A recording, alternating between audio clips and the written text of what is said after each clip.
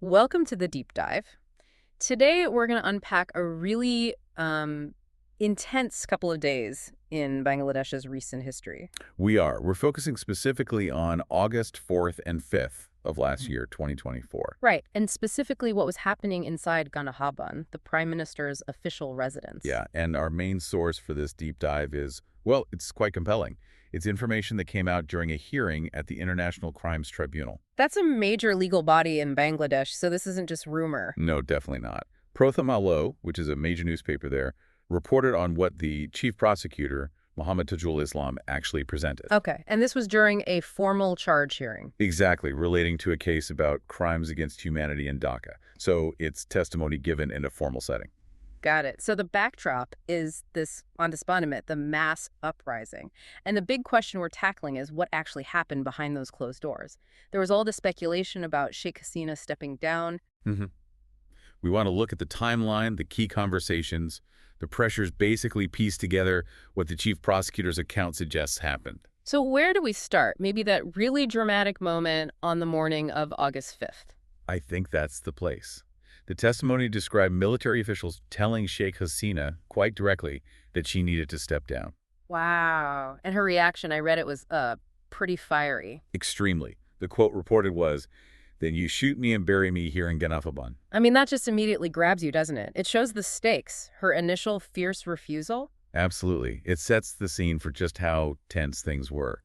No easy concession here. And just to reiterate, this isn't hearsay. This is coming from the chief prosecutor in court. Correct. He specifically pointed to August 4th and 5th as the critical period the tribunal was examining in relation to these events. Okay, so she gets this advice from the military. But was everyone telling her the same thing? No. That's where it gets complicated. The testimony mentioned that the Speaker of the National Parliament at the time, Shirin Sharmin Chaudhuri, also advised her to resign. So pressure from within the formal government structure itself. Yes, but then you had this counter-pressure. The prosecutor also indicated that key figures in her own party, the Awami elite people like Obidul Quader, were strongly against her stepping down. So a real split. Some saying go, others saying stay and fight. Precisely. It suggests, maybe a fracturing of that unified front, even within her core group. A much more precarious situation than it might have looked from the outside. Okay, let's rewind slightly then to the night before. August 4th, there was a meeting at Ganabhaban. Yes, and the description used in the report was that the atmosphere was very tense and frightening. Who was there? Must have been high level. It sounds like it.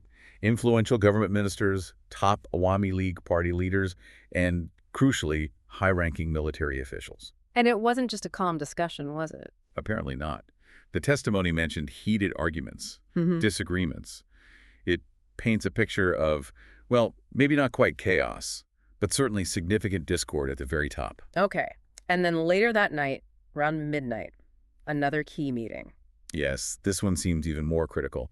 It involved the heads of the three armed forces. Navy, Army, Air Force chiefs. Correct. And the issue of resignation was brought up again, this time by the defense advisor, Major General, retired, Tariq Ahmed Siddiq. And Hasina's response, still defiant. Very much so, according to the prosecutor. She reportedly got angry, repeated she wouldn't step down, and actually told the army chief to be firm to use force to suppress the protests. Use force. That really shows her mindset at that point.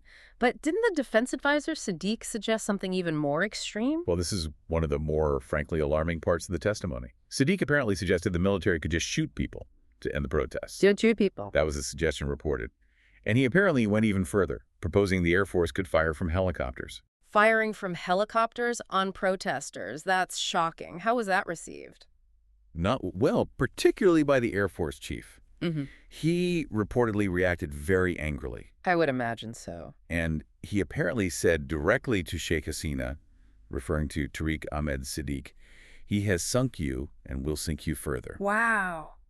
That's a direct challenge, isn't it? A real sign of internal dissent within the security forces themselves. It certainly suggests a belief, at least from the Air Force chief, that this hardline approach was disastrous, a critical perspective from within.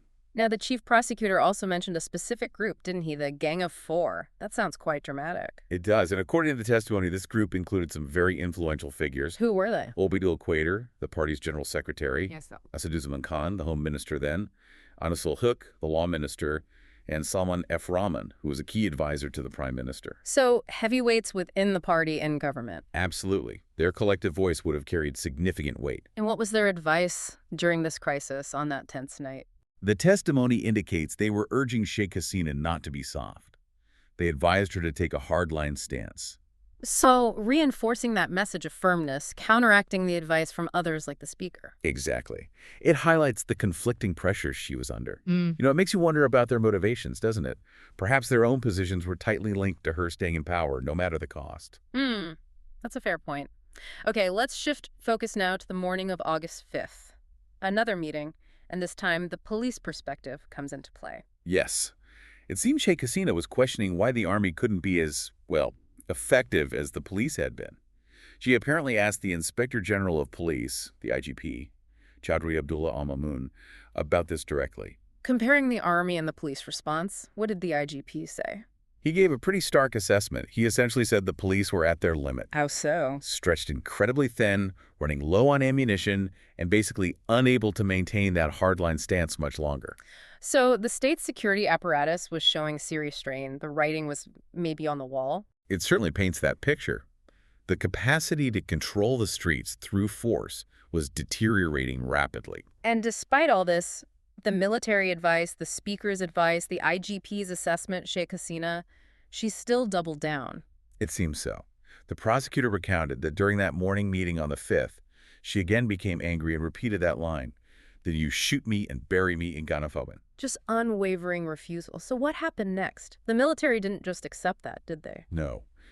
According to the testimony after this outburst, the military officials took her into another room in Ganabhaban. Why? To isolate her? Perhaps. Or maybe just to have a more focused, direct conversation away from the larger group. They apparently laid out the situation again, how dire it was, and repeated the request for her resignation. Emphasizing the urgency. Yes. The phrase reported was, "Time is running out. Real pressure being applied." But it wasn't just the military pressing her at this point, was it? Her family got involved too. That's right. This adds a really human, emotional layer to it all. Her younger sister, Sheikh Hasina, apparently tried to persuade her. How? The report mentions she even pleaded at her feet, begging her to step down. But even that didn't initially change Sheikh Hasina's mind. So the pleas from her sister weren't enough. What finally broke the deadlock? It seems the turning point involved her son, Sajibwe's Joy. Okay, how did he get involved? After Sheikh Hasina's attempt, the senior military officials reportedly spoke directly with Joy. What did they tell him? According to the prosecutor's account, they gave him a very blunt message.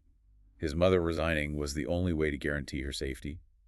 They stressed it was incredibly time-sensitive, life or death, essentially. That's heavy, so Joy understood the severity.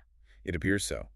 He then spoke with his mother, and it was reportedly that conversation, his intervention, that finally persuaded Sheikh Hasina to agree to step down. A decision seemingly forced by the assessment that her life was in immediate danger? That's certainly what the testimony suggests was communicated to her son, and then presumably by him to her. Okay, so she agrees. Did she want to say anything publicly? Address the nation? She did. The prosecutor stated she wanted to record a farewell speech for TV. But was she allowed to? No. The military officials reportedly refused permission. Interesting. So they were controlling the narrative, managing the exit very carefully. It suggests that, yes, they didn't want her message going out at that point. And then things move very quickly, right? How much time did she have to lose? Incredibly quickly. The testimony said she was given just 45 minutes to prepare to leave Ganabhaban. 45 minutes? Why the rush? Because of what was happening outside. The long march towards Dhaka, organized by the anti-discrimination students, was bringing huge numbers, hundreds of thousands of protesters, right towards Ganabhaban. So they needed her out before the crowds arrived at the gates. Exactly. The situation was becoming untenable by the minute. And can we clarify the timeline of her actual departure versus any official announcements? Yes, the prosecutor provided some details there. On the morning of August 5th, around 11 a.m., the military's PR wing, ISPR, told Bangladesh television, BTV, that the army chief would address the nation at 2 p.m. Though that address actually happened later, didn't it? It did. It was eventually broadcast around 4 p.m. But the crucial detail from the testimony is this. Sheikh Hasina had already left Bangladesh, heading for India, before the army chief made that address. So she was out of the country before the military officially announced whatever they were going to announce. That's the sequence of events laid out in the Chief Prosecutor's account. It clarifies her departure happened ahead of that public statement by the Army. Okay, phew. Let's try and summarize what we've just walked through. It's a really dramatic narrative, isn't it? A nation right on the edge. Definitely. You see this immense pressure building on the prime minister from multiple angles. The military, parts of her own government, the streets, obviously. And deep splits, too, within the ruling party, even within the security forces, like that comment from the Air Force chief. Right. That was the standout moment. Yeah. And the naming of the Gang of Four, pushing for a hard line, contrasted with others advising resignation. It paints a complex picture. And then the very personal element, her sister pleading, and ultimately her son's intervention apparently being the key. That family dynamic playing out under unimaginable pressure. It makes it more than just a political story. So thinking about all this, based on the chief prosecutor's account as reported, here's something for you, our listener, to consider. What does this intense blow-by-blow account really tell us about how power operates and maybe how fragile it can be, especially when facing mass unrest? And looking forward, what might the ripple effects of these specific events, the internal arguments, the advice given, the final trigger for resignation, what implications could they have for the political landscape in Bangladesh down the line? Yeah, lots to think about there. Definitely a situation with potentially long-lasting consequences.